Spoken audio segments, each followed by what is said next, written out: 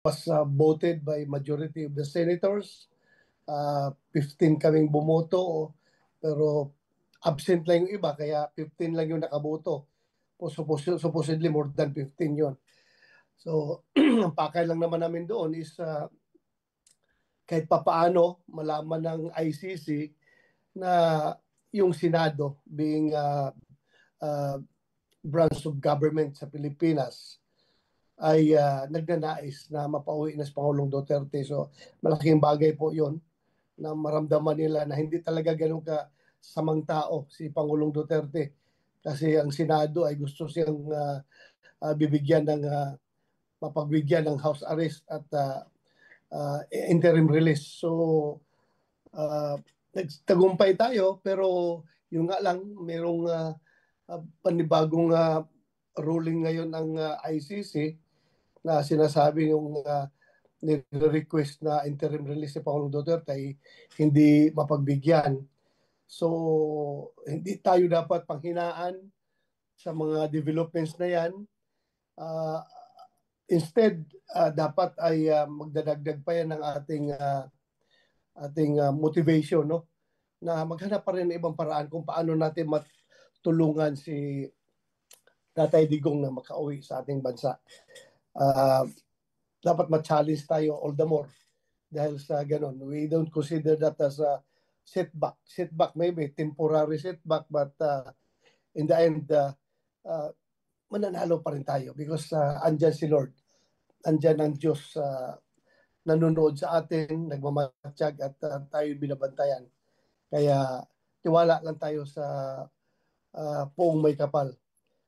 Kahit anong paghihirap natin ngayon, ay meron pa rin itong kahinatnan na maganda. Hindi lang para kay Tatay Digong, kundi para sa ating inang bayan. At nakikita naman ninyo, anong mga nangyari ngayon, no? Sila na ngayon nagkakabulabugan dahil dito sa corruption na ginagawa nila.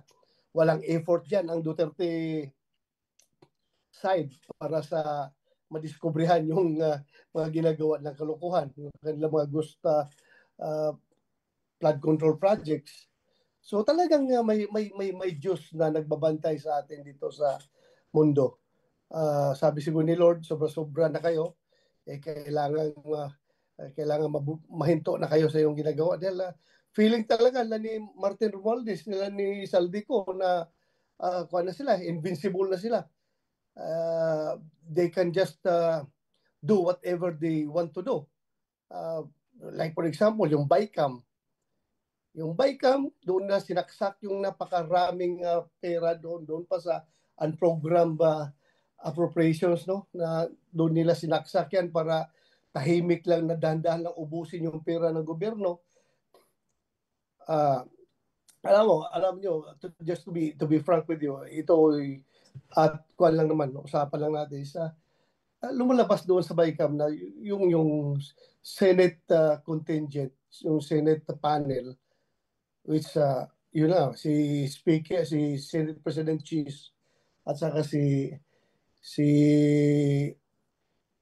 yung aming Finance Committee Chairman, si Grace po, ay talagang walang magagawa doon kung ganun ka-powerful yung dalawa. Tama yung sinasabi ni ni Vice President Inday na dalawa lang tao nagko-control sa national budget natin.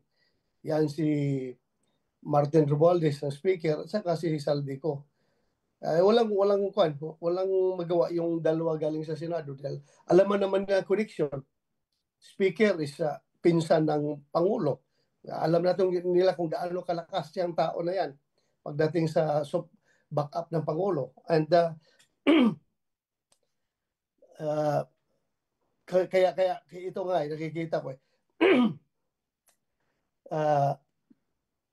kaya pala sila, no, yung resources nila, unlimited yung resources nila pag hanap ng paraan na para talagang yung mag-provide progress yung ICC cases ni Pangulong Duterte at saka yung sa amin na talagang pilit na dinadamay kami. Hindi naman tayo umaatras dyan, pero nakikita talaga natin na pilit tayong dinadamay para lalong manghihina uh, yung Duterte Black. So, yun pala. Kaya pala si Martin Romualdez at saka si Saldico kung makapag-entertain ng mga makapag uh, makapag-facilitate ng mga makapag-assert ng mga uh, ICC investigators dito sa ating bansa. Doon pa sa hotel ni Saldico dyan sa Maidas Hotel, pinapa-check-in. Tapos kumpleto pa ng security. At saka kung makapagkuhan pa yung mga investigator ng ICC kuhan pa no, promise pa sa mga police officers na bibigyan sila ng something na kung magbigay lang sila ng uh, magandang testimonya laban kay Pangulong Duterte at saka sa akin, yun pala ay yung mga pera pala na yan galing pala sa flood control. Diyan pala galing, kaya pala unlimited yung kailang resources, no? So, yun, bulabog sila. Dahil nga, magtiwala lang tayo sa Pug May Kapal. Meron talaga at meron kang kalalagyan dito sa mundo kapag mag-abuso ka. So, ulitin ko, salamat sa inyong ginagawa ngayon. Taos puso po akong nagpapasalamat at sana tuloy-tuloy ito hanggang sa dulo, walang iwanan, walang atrasan. Ako ay sabihin man nila na wala daw akong ginagawa kung sige lang depensa sa aking amo. Sabi ko nga sa kanila, ang sagot ko naman dyan is, kayo, kahit hindi ko kayo kilala, kapag kayo inaapi, kapag kayo kinakawawa, didipinsahan ko kayo. I'm willing to offer my life. How much more dito sa taong pinagkautangan ko ng loob? Without Duterte, there's no bato. Nakikita ko yung taong pinagkautangan ko ng loob na kinakawawa nila ngayon, inaapi nila. So I have to fight for yung inaapi. Yung, lalong-lalo na si Pangulong Duterte. So, ganun po tayo. Otherwise, kung mawala yung value na yan, utang na loob, yung loyalty, pag mawala sa atin yan, walang saysay yung ating pagkatao. Walang saysay yung ating pagka-Pilipino. Walang kwintang tao ka kapag ganun ka.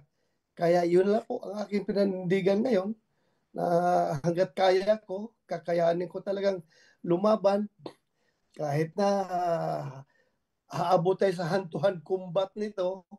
Talagang lalaban ako para lang hindi kakawawain yung ating dating Pangulong Duterte. So yun lang, maraming salamat sa iyong pakinig sa aking unprepared uh, na pakikiusap sa inyo, unprepared na speech. Salamat at magandang gabi sa ating lahat. Thank you very much. Mabuhay po kayo, Senator Bato, at itutuloy Thank you. po natin ang laban. Maraming salamat po sa inyong oras. Thank you. Ngayon Thank po, you. Thank you. sobra kaming natutuwa dahil hindi lang po si Senator Bato ang isa pang celebrity na nandito